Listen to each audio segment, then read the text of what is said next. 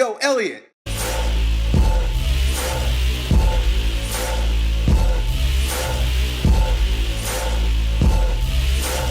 Hey, got a really good question from my buddy Antonio here, who wants to know, Elliot, what happens if we take your advice and we perform deadlifts in this very corrective and conservative fashion, right? Like with the stick and everything. And then after months or years of repetition with that particular form, we go out and we help a friend move furniture, or we lift some heavy objects in our garden because we're cleaning up our yard. And then all of a sudden we slip and make a weird move, and then we ruin our back because we've been moving through a very fixed range of motion for so long, and then all of a sudden our nervous system, our neuromuscular system is posed with a new challenge, moving in a way that is not so conservative. And then we fuck ourselves up. Now, Elliot, how do you reconcile that? You know, you often talk about the detriment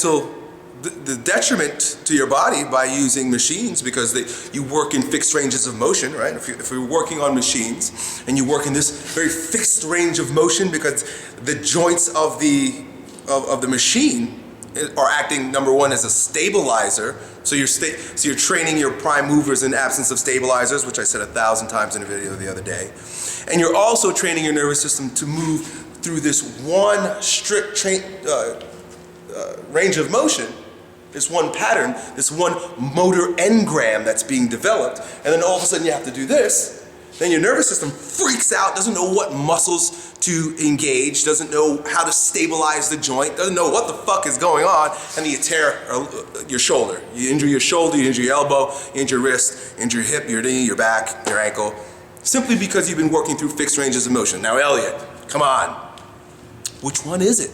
Well, how do you teach us, how is it that you teach us this conservative form, but then also talk about the ills of machine training?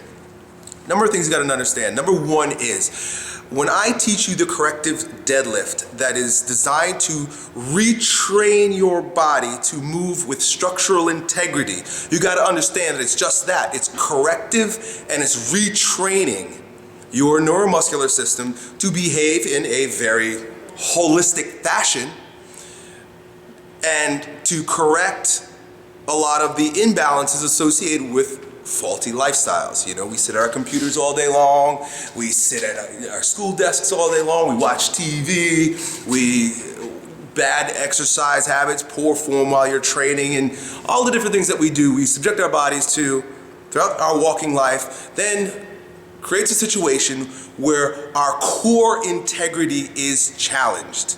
Our core integrity is diminished. And when I say core, I literally mean from the top of your head to your perineum. You know that little spot between your asshole and your balls? That is what I talk about when I'm talking about structural integrity. I'm talking about this area, right? Right from here to underneath your balls. Structural integrity has less to do with your fingers, your wrists, and your biceps, and more to do with the most proximal parts of your body. When you do corrective deadlifting, understand that you have to be lined up very conservatively in order to do the type of bend that I'm showing you. That's why I put the stick there, so that you have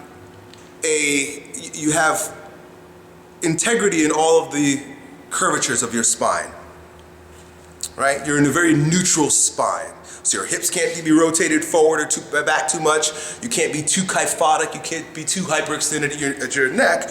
All of which have been trained into your movement patterns and into your postural habits through faulty lifestyle behavior activities. So when you go to the gym, what I'm teaching you to do is to get back to what's human.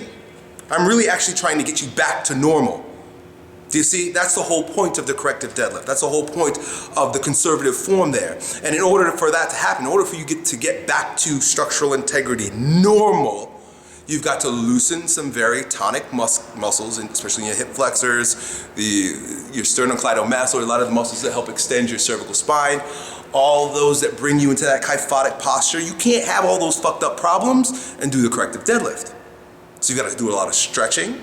It forces you, here's the thing too, it forces you to look at the muscular imbalances so that you have to fucking stretch. Because you know what's gonna happen? What happens to most of you guys, and I know this is the case, and that's why videos like this you probably turn off and you hate the fact that Elliot always talks about this bullshit structural integrity. I just wanna be fucking jacked. Well, you know what happens? It's very humbling. when you realize you can't put your body into structural integrity. You're deformed. And that doesn't feel good. Nobody wants to know that they're fucking deformed, especially if their biceps are 44 inches in circumference. I got big ass fucking biceps and I bench press 800 pounds, Elliot. Fuck you. All right, so I understand, I get it. It's not very popular, not very sexy, but it's essential for so many different things in your life. I don't even know where to begin. I don't know if I should begin on the energetic level, because if you've been following me long enough, you understand that the body is the mind, and the mind is the body. It's all one fucking thing. And if your body's deformed, trust me, your mind's fucked up too. Physiological level, right? Because now you can't breathe and your organs are crushed because you got fucked up posture. Or the neuromuscular level. Oh, you can bench press 800 pounds, but your shoulders, you got 18 surgeries on your shoulders? That's great.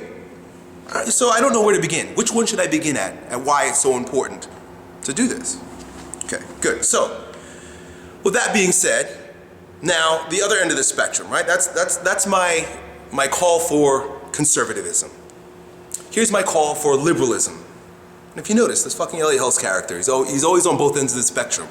You know, I don't marry myself to any side of the spectrum in any area of my life. I like it all. Maybe I'm just fucking crazy. So you've got the conservative end of the spectrum, right? Let's call that yang. Let's call this yin. Let's call that day. Let's call that night. You know, you really can't separate any of these things. You people want to label yourselves as I'm a this and I believe in that. I believe in it all, and I fuck with it all because it all works together. So anyway, so on the other end of the spectrum, notice this asshole Elliott Hulse keeps showing us conservative deadlifts, and then watch him lift stones. He goes and lifts these goddamn 300-pound stones. His back's all round, his hips rise up. He's juggling it all over the place and might fucking fall on him. How is it?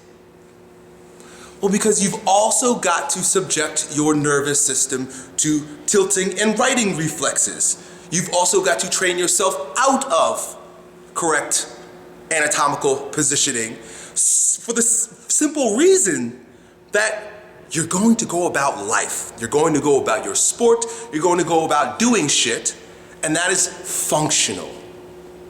Do you see? And they're both functional because structural integrity is functional and movement capacity is functional. So you've got to do both. And if you've been watching my over 1,000 videos up until this particular point, you realize that I'm going to constantly contradict myself because it's both. It's conservative. You need to be able to do that. I don't care how well you do this one if this is fucked up, because ultimately that weakness is going to show up somewhere. It's going to show up. I talked about the 3 layers of strength that it'll fuck up. Right? You might be very strong, but why can't you keep a job? And why do women not respect you? Right?